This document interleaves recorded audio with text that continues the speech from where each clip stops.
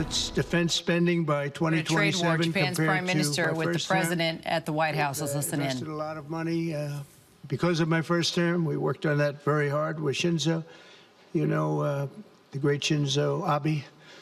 And we look forward to seeing even more so. Shinzo and I worked very, very long and hard, and those numbers are very reflective after my first term. And now they're going up very substantially based on our conversations today. In addition to being vital for our shared security, Japan is one of the top purchasers of U.S. military exports and equipment. And I'm pleased to say that this week my administration approved nearly $1 billion in foreign military sales to Tokyo.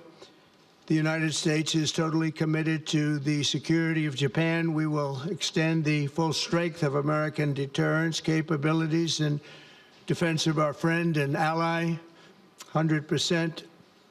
In the years to come, the Prime Minister and I will be working closely together to maintain peace and security, and I also say peace through strength, and all over the Indo-Pacific. And to that end, we also remain committed to the effort I began in my first term to ensure safety and stability on the Korean Peninsula. Prime Minister Ishiba and I spoke long and hard about a vital economic relationship between our two countries and the continuance of that relationship. The United States and Japan trade over $300 billion in goods and services each year.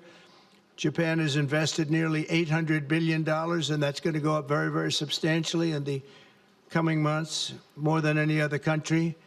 And they're going to have some competition. We have a lot of people coming in and investing in the United States. I think the feeling throughout the world has never been stronger about this country. As a result of our victory in 2024, the presidential election, the Japanese investment and technology giant SoftBank announced plans to invest between $100 and $200 billion. And we have many other companies investing that number, higher than that number, some a little bit less, but we have trillions of dollars of investment pouring into our country now that you didn't have just a short while ago. Today, our teams discussed how our two nations can do even more to stay on the cutting edge of artificial intelligence, along with the quantum computing, semiconductors, and other critical technologies. And they're coming out. The problem with technology, that kind, it's obsolete in about 2 days, so we have to start all over again. Doesn't last long. We agreed to cooperate even more closely to combat the Chinese economic aggression, which is quite aggressive. I'm also pleased to announce that Japan will soon begin importing historic new shipments of clean American liquefied natural gas in record numbers. It'll be record numbers.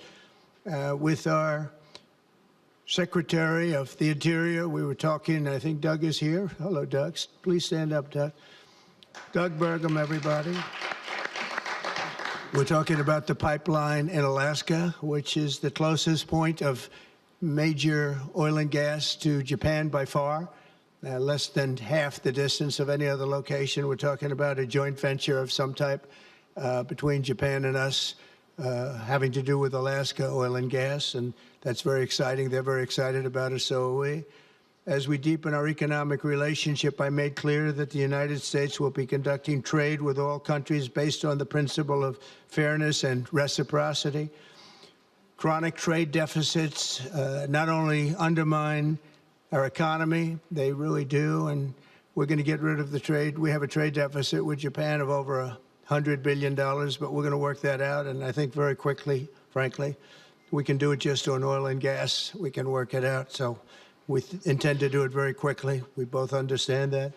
And as America welcomes new foreign investment, we also want to ensure that companies build their products and factories here in America, not simply buy the assets that we have.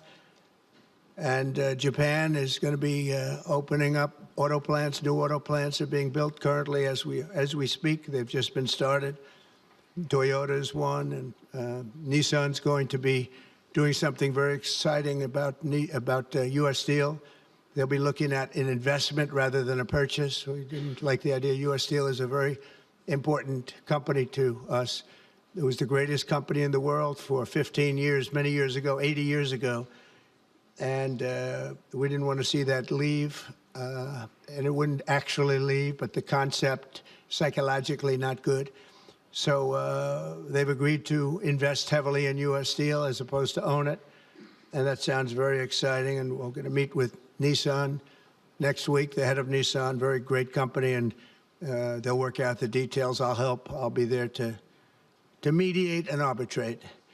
And I had the privilege of working closely with the great Prime Minister, as you know, and you know him very well, Shinzo Abe, the longest-serving Prime Minister in Japan's history.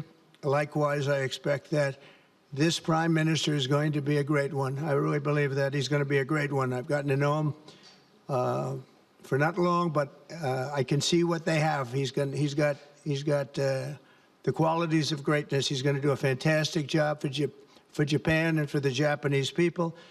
And I'd like now to invite the Prime Minister to say a few words, and then we'll take some questions. Mr. Prime Minister, thank you. Thank you very much.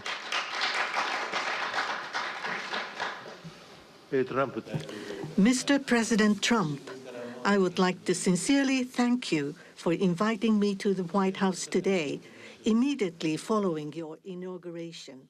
I also thank you for your very warm hospitality. I have come to Washington, D.C. with the hope of having a face-to-face meeting and deepening our mutual understanding at this early date with President Trump, who is now leading the United States, the most important country for Japan's diplomacy and security, and aligning our perspectives and visions that Japan and the United States should pursue. What should we do to advance the national interests of both of our countries in synergy and to realize peace and prosperity in the Indo-Pacific? I am convinced that the answer lies in further strengthening the strong and unwavering Japan-U.S. alliance to achieve a free and open Indo-Pacific. President and I concurred to strengthen the deterrence and response capabilities of the alliance and to work closely in addressing strategic challenges that both countries are facing in this region. I conveyed to the President that Japan, as an ally of the United States, is ready to share responsibilities and to play its own role. I also reiterated Japan's unwavering commitment to fundamentally reinforcing its defense capabilities, and we confirmed the unwavering commitment by the United States to the defense of Japan. We reaffirmed that Article 5 of the Japan-U.S. Treaty of Mutual Cooperation and Security applies to the Senkaku Islands. With half of the world's population and approximately 60% of the world's GDP, the Indo-Pacific serves as the engine of growth and vitality for Japan, the United States, and the world. President and I also concurred that the United States and Japan will make further efforts in a wide range of areas, working hand in hand together to realize a free and open Indo-Pacific. In this context, we also concurred to further advance cooperation of the multi-layered networks of the like-minded countries, including the Quad and trilateral cooperation with the Republic of Korea and the Philippines. We also discussed Japan-United States cooperation to bring about growth and prosperity. Economic cooperation, including on economic security, is important from the perspective of strengthening alliance cooperation. Japan is the closest economic partner of the United States and has been the world's largest investor in the United States for 5 consecutive years.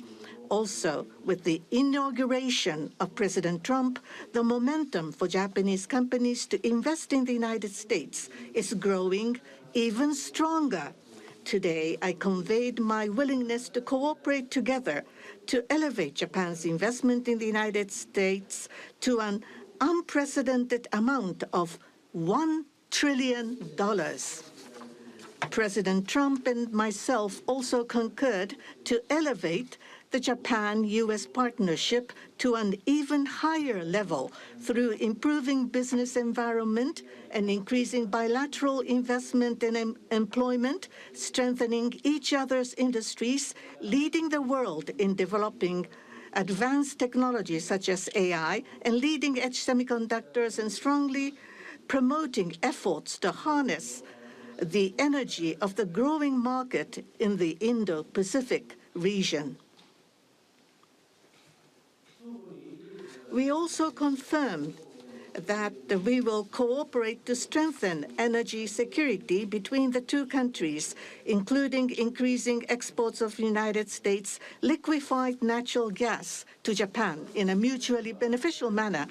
Regarding foreign exchange, as in the first Trump administration, close discussions will continue between Japanese and the U.S. finance ministers who are experts in this field. We also held candid discussions on challenges the Indo-Pacific region is facing. We confirmed that we are resolved not to allow unilateral attempts to change the status quo by force or coercion, and to oppose such attempts in the East and South China Seas in order to fully defend a free and open Indo-Pacific.